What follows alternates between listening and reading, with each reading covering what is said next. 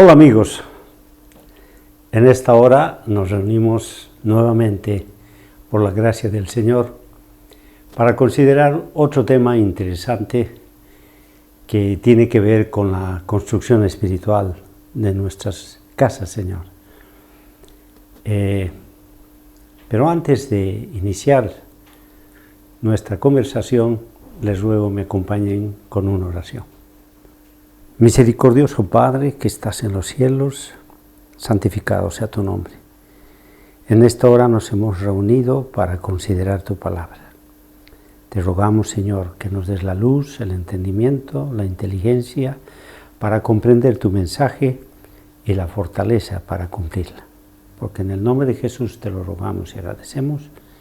Amén, amén y amén. Gracias. Bien, hermanos, hay muchos temas en la Escritura que son de vital importancia para la construcción espiritual de nuestras casas de fe. Y debemos considerarlas abiertamente, sin ningún tipo de restricción que puedan imponernos algunos moldes que provienen a veces de las doctrinas establecidas por los grupos religiosos, que uno no puede salirse de los márgenes que ellos establecen. El Señor nos ha dado inteligencia, sabiduría y al igual que como un día le preguntó a sus apóstoles, ¿y tú qué dices? Al Señor le interesa qué es lo que tú dices. Al Señor le interesa saber qué es lo que yo digo. Porque de esta manera Él va a saber qué cosa hay en nuestros espíritus, hermano. Si somos interesados en conocer la palabra de Dios, profundizar su palabra, y Él nos ha dado el entendimiento y la inteligencia necesarios para hacerlo. Y nos ha dado la fuente de referencia, que es la Biblia. Y entonces, esa Biblia nos dice que esta ley de los 10 mandamientos constituye el contexto dentro del cual debemos analizar la palabra de Dios. Y hoy consideraremos un tema que está relacionado con el origen mismo de la creación. Así diremos que nos resulta un tanto difícil imaginar con precisión el ambiente que imperaba en el Edén antes del pecado de Adán y Eva. Tal vez podríamos proyectar una imagen de paz, orden, armonía, que prevalecía en toda la creación. Hasta que un día, luego de la nefasta decisión de dar oído a las sugerencias del maligno, sucedió algo que hasta entonces era totalmente desconocido. Y eso lo encontramos en el libro de Génesis, el capítulo 3, y el verso 10, que en la versión vulgata latina de Felipe Sío de San Miguel dice de la siguiente manera: Él respondió, oí tu voz en el paraíso y tuve temor, porque estaba desnudo y escondíme. Hermanos, aquí hay cosas extrañas para esta pareja que había sido creada en santidad, y en realidad en este texto podemos observar 4 cosas, de las cuales 3 dejaron atónitas a la creación. Primero, oí tu voz. Bueno, se nota que había la costumbre de conversar con el Creador y que seguramente, y sobre la base de una cierta regularidad, esperaban gozosos cada día la reunión con el Salvador, con el Señor. Todos los días se reunían porque siempre hay temas que tratar, temas que afianzar, temas que profundizar, para que nuestra fe se fortalezca. A continuación dice, pero tuve temor. un sentimiento extraño, raro que nunca antes había sucedido. ¿Qué era? ¿Qué significaba ese cosquilleo interno? Tal vez él pensó, ¿por qué me siento mal? En realidad, ¿cuántas preguntas se habrá hecho la primera pareja como consecuencia de la desobediencia en la que habían incurrido? Pero indudablemente hace su introducción en el escenario de la vida un nuevo elemento que se presenta en una dimensión totalmente desconocida, una nueva situación que nunca antes habían sentido, el temor. Y de eso se trata esta charla que hemos de tener ahora, el temor. Además, dice el texto, estaba desnudo. Se entiende que no se refiere a su desnudez física, sino más bien a su desnudez espiritual. ¿Cómo debemos entender la situación? Quizás Pablo nos da la correcta interpretación en el libro de Primera de Corintios, capítulo 15, los versos 53 y 54, que dice: porque es menester que esto corruptible sea vestido de incorrupción, y esto mortal sea vestido de inmortalidad. Y cuando esto corruptible fuese vestido de incorrupción, y esto mortal fuese vestido de inmortalidad, entonces se efectuará la palabra que está escrita: sorbida es la muerte con victoria. Qué interesante. El pecado promovió la pérdida de la ropa de eternidad. Entendemos que antes y en el futuro el estado de eternidad será siempre condicional a la obediencia que mostremos a la ley de Dios. Es decir, que nuestros espíritus estén llenos de amor. Como dice Romanos en el capítulo 13 y el verso 10. El amor no hace mal al prójimo. Así que el cumplimiento de la ley es el amor. El cumplimiento de esta ley es el amor. El Señor sabe perfectamente lo que hemos perdido.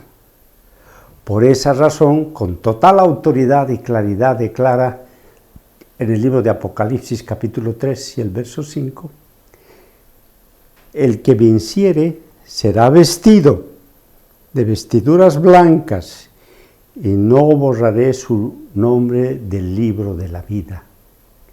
Y confesaré su nombre delante de mi Padre y delante de los ángeles. Hermoso, ¿no? Y dice además el texto, el sentimiento de Adán y Eva, dice, nos escondimos. Qué patético, hermanos. De estar en las alturas más excelsas, ahora se encuentran en una situación totalmente abyecta. La humanidad vive escondiéndose. Utiliza toda una gama inmensa de escondites. ¿Y cuáles son esos escondites, hermanos? Filosofías, religiones, esoterismo, pensamientos, que están agrupados alrededor de una serie de manifestaciones del pensamiento del hombre, que son convenientemente ofrecidos en una bandeja por el enemigo, que pretenden ocultarlo de aquel que más bien quiere, paradójicamente, su salvación. Ay, Señor, qué paradoja, hermanos, verdaderamente, completamente extraño que el hombre deseche a quien en realidad quiere salvarlo. Pero aún, Cuando la plataforma de su creencia no es más que un simple sofisma que obnubila su razonamiento, impidiéndole comprender la realidad, cuando el padre de la mentira, que no es otro que el mismísimo Satanás, le inspira pensamientos que a sus ojos aparentan ser lógicos, cuando en realidad son llenos de mentiras ponzoñosas. Cuando escuchamos la voz de Dios, veamos lo que dice el recuadro. He aquí yo estoy a la puerta y llamo, si alguno oyere mi voz y abriere la puerta, entraré a él y cenaré con él y él conmigo. Apocalipsis 3:20. Entonces nos da miedo porque somos pecadores y nos sentimos huérfanos, sin protección, y tenemos deseos de escondernos del rostro amado de nuestro Señor. Cuando el sano razonamiento nos pide que lo que debemos hacer es arrodillarnos, arrepentirnos y pedir perdón al Altísimo. Bueno, a estas alturas es importante que revisemos, hermano, entonces, qué significa realmente temor, a fin de que nuestra comprensión del tema mejore. Veamos en principio lo que dice el diccionario de la Real Academia de la Lengua Española. Ahí tenemos en el recuadro, dice, pasión del ánimo que hace huir o rehusar aquello que se considera dañoso, arriesgado o peligroso. Persecución o sospecha. Recelo de un daño futuro. Miedo reverencial y respetuoso que se debe tener a Dios. Es uno de los dones del Espíritu Santo. Eso dice la Wikipedia también. Anotando que el miedo o temor es una emoción caracterizada por una intensa sensación, habitualmente desagradable, provocada por la percepción de un peligro real, supuesto, presente, futuro o incluso pasado. La máxima expresión del miedo es el terror. Encontramos que el temor, que miedo actúa como sinónimo, tiene una doble caracterización. Por un lado, significa una reacción interna causada por un sentimiento de inseguridad y vulnerabilidad, y por otra, asociada a una actitud reverencial. En esta parte nos abocaremos al primer concepto, es decir, a la asociación con la vulnerabilidad, que resulta interesante encontrar que está vinculada a la desnudez espiritual.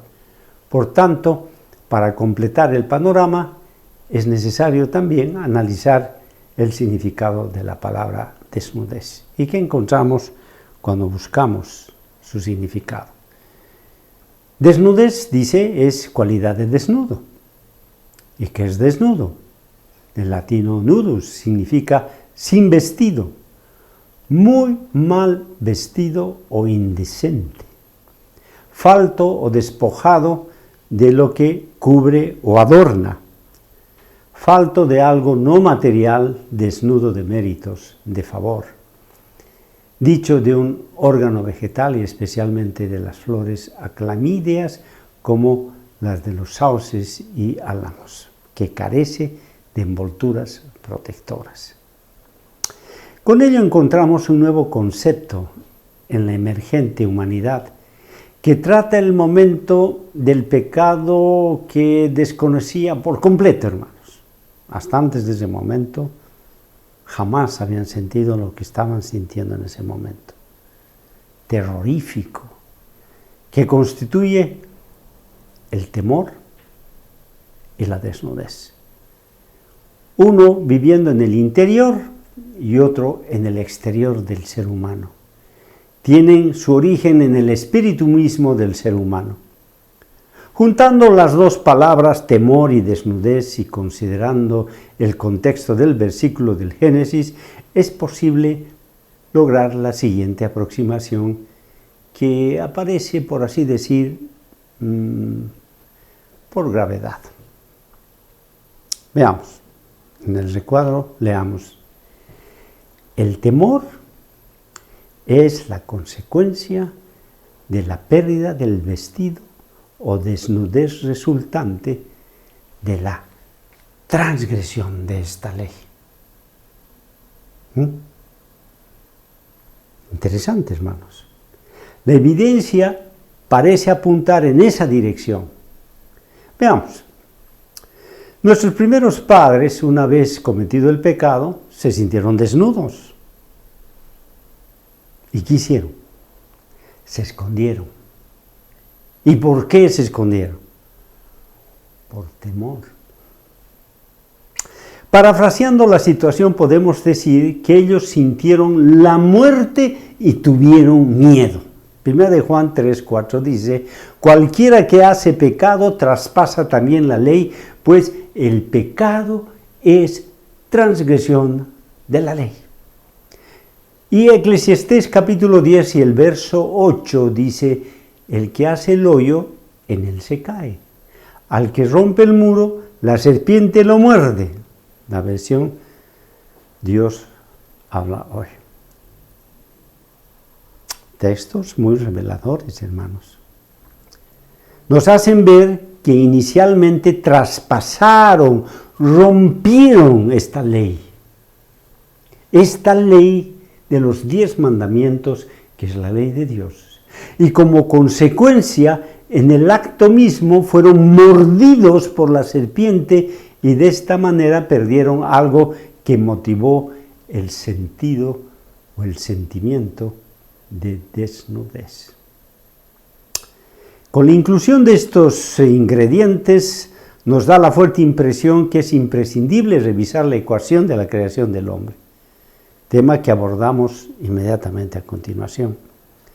En las primeras páginas del libro del Génesis presenciamos la fórmula de la creación del hombre, partiendo del marco que muestra que fuimos creados a imagen del Creador, es decir, parecidos, no iguales, según su semejanza. La reverida fórmula, que es sumamente especial, puede escribirse de la siguiente manera, y puede apreciarse en el recuadro: polvo más espíritu, alma viviente. Por tanto, 2 elementos conforman un tercero, es decir, la materia, que es el cuerpo, más el espíritu de vida que viene de Dios, dan como resultado un ser o un alma viviente. De inicio, vemos que aunque el hombre, que tiene un principio al ser una criatura creada, es el resultado de la unión de estos 2 elementos, donde ninguno de ellos utilizado es de su propiedad, pues la tierra lo hizo Dios, y el espíritu que nos energiza proviene también del Creador. Así pues, todas las falsas creencias de que somos más de un elemento divisible no encajan con la revelación encontrada en la Biblia. El hombre es el resultado de la fusión de la materia y el espíritu. Ninguno de los 2 elementos constituyen el hombre de forma separada. Y esto es muy fácil de entender, hermanos.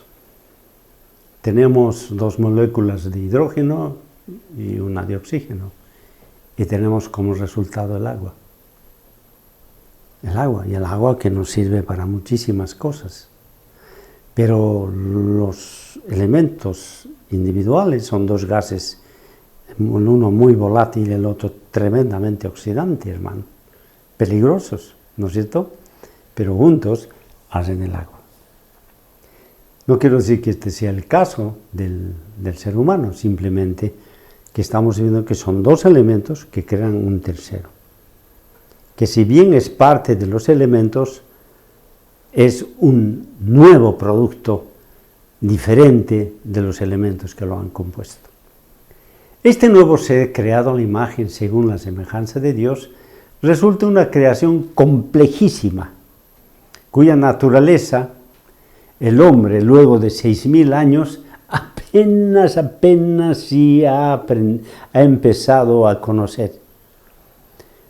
Pese a los avances impresionantes de la tecnología y de la ciencia, hasta ahora la ciencia no puede resolver un caso de un resfrío común y silvestre. Una rápida descripción nos muestra dos mundos fusionados. El uno material, antropomórfico, con una presentación externa, y otra sumamente complicada en una composición sistémica de extraordinaria complejidad y maravillosamente integrada. Ambos elementos fusionados dan lugar a un tercer elemento que la Biblia lo define como alma viviente o ser viviente, dando lugar al ser que se le identifica como espíritu, personalidad, persona, ser, ánima viviente. Entonces, hermanos, lo que vemos es el cuerpo, el ánima viviente. El ser interno no lo vemos, porque es el espíritu nuestro. El espíritu nuestro mora en nuestro interior y se manifiesta de forma externa por las cosas que hace nuestro cuerpo. ¿Qué tenemos entonces? A ver, al hombre como materia, con sus dos partes, la materia, que se puede ver, una externa que muestra nuestro cuerpo, cuya apariencia nos habla de la calidad de la composición hacia adentro. Curioso, sí. Lo externo nos muestra cómo está lo interno. Y una interna que es el maravilloso conglomerado de músculos, tendones, huesos, fluidos y los excepcionales órganos. Estas dos maravillosas partes se sustentan en una plataforma que escapa al simple ojo humano en un universo de células y sus componentes primordiales. Para que esta impresionante máquina funcione, requiere de combustible, mismo que debe ser elegido cuidadosamente para que su performance no sea perjudicado por elementos extraños.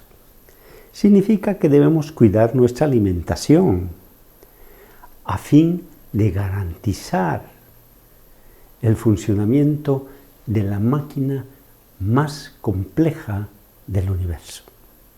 Esta clase de alimentación es, como bien sabemos, temporal y está circunscrita al tema temporal porque el cuerpo, pese a la alimentación, un día deja de ser. ¿Por qué? Porque hay un proceso que se llama apoptosis, que prácticamente desde que somos creados, desde que somos generados al interior de nuestras madres, a partir de ese momento de la concepción, comienza el deterioro de este ser vivo. De hecho, desde su nacimiento hasta la muerte, experimenta una serie de cambios productos del envejecimiento que a su vez son el resultado del pecado. Interesante ver esta visión de esa manera, ¿no les parece? El hombre como espíritu. La ecuación de creación primordial nos dice que cuando se juntan el polvo y el espíritu de vida del Señor, se da lugar a un ser o alma viviente, que teniendo el armazón constituido por el cuerpo, que en definitiva significa la parte visible del ser humano, está el espíritu que define la personalidad individual. Este elemento que constituye la expresión del ser no está localizada en ninguna parte específica del cuerpo físico, Muchas personas creen que esta cualidad se encuentra en el cerebro, que es el centro de comando del individuo. Creemos más bien que está extendido en todo el cuerpo. La explicación de este aspecto constituye el elemento quizás central del presente ensayo. Sí, hermanos. Ahora, este componente del ser humano requiere también de alimentación, pues está vivo, y como toda cosa viva requiere de alimento para continuar existiendo. Alimento al cual denominamos alimento espiritual, que a diferencia del alimento material no acompaña a un envejecimiento, sino más bien es acumulativo, de manera que con el paso de los años va generando lo que se llama experiencia y eventualmente se denomina sabiduría. Una vez presentada la creación del hombre y descritas sus partes, pasemos a considerar el planteamiento de nuestra hipótesis. El hombre piensa con su espíritu, o dicho de otra manera, la identidad del hombre se encuentra en su espíritu. Bien, la sustancia del hombre. El hombre es un ser indivisible, constituido por dos partes, la una material y la otra espiritual, que está energizada por la presencia del espíritu de vida del Señor. La esencia del hombre es su espíritu, que ya de inicio nos prepara para una larga discusión, pues la palabra espíritu es de carácter polisémico. Tiene muchas acepciones, y de manera que vamos a tomar las cosas con calma y tratar de entender el concepto que queremos transmitir. Una presentación gráfica de la propuesta es la que vemos en pantalla.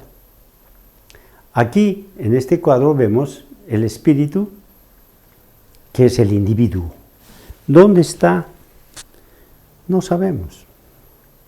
Es algo así como yo le pregunto a usted, ¿dónde está la vida?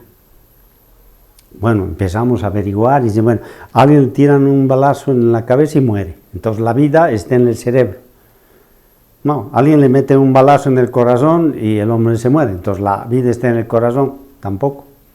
Alguien así sucesivamente, mueremos de varias formas, pero la vida no está en ninguno de los lugares, claro que no. Porque la vida está en todo el cuerpo es simplemente un container donde está la vida, desde acá arriba hasta allá abajo está la vida, y ahí está el espíritu, el individuo, tú, yo. Cada uno de nosotros está ahí. Ahora, que ese espíritu utiliza todo el cuerpo es otro tema. El espíritu utiliza el cerebro, ¿no? Y utiliza el cerebro que consideramos es la máquina más perfecta que hay en el universo. Ahora, el cerebro, estimados amigos, el cerebro tiene varias funciones. Vamos a simplemente mencionar algunas. Son las funciones fisiológicas, los instintos, el conocimiento y la memoria, por mencionar algunas pocas. Pero hay otras cosas que no sabemos si exactamente están en el cerebro, al lado del cerebro, o viven en algunas neuronas. Como últimamente se sabe, hay ciertas neuronas que actúan individualmente, como son la sabiduría, el entendimiento, la inteligencia, los sentimientos, las sensaciones, el poder, la valentía y el amor. Ese es el cuadro, como pueden apreciar ustedes en el gráfico. Eso es las cosas que tiene el espíritu. Es como un piloto que está en el lugar donde cockpit, que se llama, ¿no? Donde va a conducir el avión, y eso está lleno de llavecitas y botones y controles, ¿no es cierto? Entonces él tiene que saber qué botón, qué palanquita tocar para que el avión haga una u otra cosa. Así es el espíritu tiene a su disposición todas esas cosas que cada uno de nosotros va proporcionándole a través de los años. ¿Sí? Si nosotros vamos acumulando en nuestra vida temor, pues todas las cosas que hagamos van a tener ese tinte, amor, temor. Si nosotros vamos acumulando conocimiento, entonces las cosas que nuestro cuerpo haga van a estar firmadas por conocimiento que damos y vamos a expresarla en las cosas que hacemos.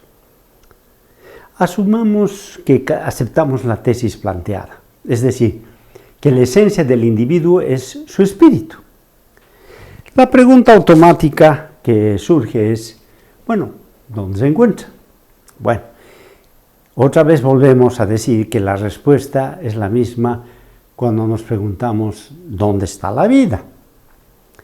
El hombre tiene un ser interior que también tiene dos lados.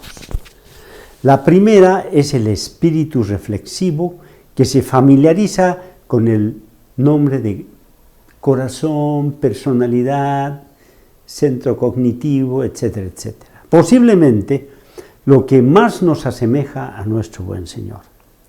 Tenemos la capacidad de pensar y fundamentalmente comprender todo en lo que podamos poner nuestra atención. Eso es importante darnos cuenta. Este proceso requiere de información y realmente de mucha información que es provista por los 5 sentidos que constituyen las exclusivas puertas de acceso a la información a nuestro acervo y que está almacenada en nuestro cerebro. La información que entra por los ojos, por la nariz, por la boca, por los oídos o por nuestro tacto es almacenada en nuestro cerebro. Sí, toda clase de información. Entonces, hermanos, la conclusión a la que se arriba en el estudio de la naturaleza del hombre muestra de manera inequívoca lo siguiente, lo que podemos ver en el recuadro. Hemos planteado nuestra visión de la naturaleza del hombre, la obra maestra del Señor, hecha a su imagen según su semejanza, constituye la simbiosis de la materia y el espíritu de vida de Dios que resulta ser un ser cuya personalidad, es decir, su espíritu, se encuentra fusionado en su cuerpo, que son indivisibles y que no pueden existir de manera separada. Así la pregunta de que con qué piensa el hombre puede ser contestada así: el hombre piensa con su espíritu y no con el cerebro. De hecho, prueba suficiente la palabra del Señor que dice: y conociendo Jesús los pensamientos de ellos, dijo: ¿por qué pensáis mal en vuestros corazones? También en su espíritu reside el poder del ejercicio de 2 herramientas muy poderosas en la vida del hombre, a saber, el libre albedrío y la fe. Interesante, ¿no? Interesante, sí. No se piensa con la cabeza. La cabeza, hermanos, es una máquina perfectísima, la máquina más perfecta que existe en el universo, pero es máquina que provee la información que ya hemos explicado en el cuadro anterior para que el espíritu, que somos nosotros, tomemos la decisión. Es tal vez hoy día más fácil entender este tema que antes, ¿no? Porque es como que estoy sentado en mi computador y tengo ahí todos mis archivos y es el trabajo que estoy haciendo, bueno, y pregunto, según los archivos que tengo, la información que puedo obtener para llegar a los resultados que estoy buscando. También hemos mostrado que la vida del hombre se desarrolla en un campo de guerra individual y que en su espíritu, que toma las decisiones correspondientes que hacen la diferencia entre la vida y la muerte. Hemos repasado parte del estudio naturaleza del hombre. Y hemos asistido a una nueva visión de la composición del ser humano. Sin embargo, en función del relato bíblico, habría un elemento adicional que se le etiqueta con el nombre de ropa o vestido, que se hace evidente al momento del pecado, pues nuestros primeros padres sintieron que estaban desnudos, cuya ausencia les produjo, ¿qué cosa? Temor. Para tener un panorama completo, habrá que explicar la pregunta formulada líneas adelante. ¿Eso quiere decir que el pecado nos quita una envoltura protectora que nos preserva de la muerte y por tanto ello nos produce temor? Revisemos alguna evidencia escritural, como la que está en el libro de Zacarías capítulo 3 y los versos 3 y 4, que dice: Y Josué estaba vestido de vestimentas viles y estaba delante del ángel. Y habló el ángel e intimó a los que estaban delante de él diciendo: Quitadle esas vestimentas viles. Y a él dijo: Mira que he hecho pasar tu pecado de ti y te he hecho vestir vestiduras de gala. Interesante.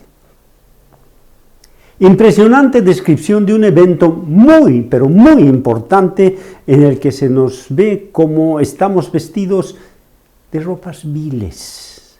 O lo que es lo mismo, no estamos presentables para estar frente al Salvador.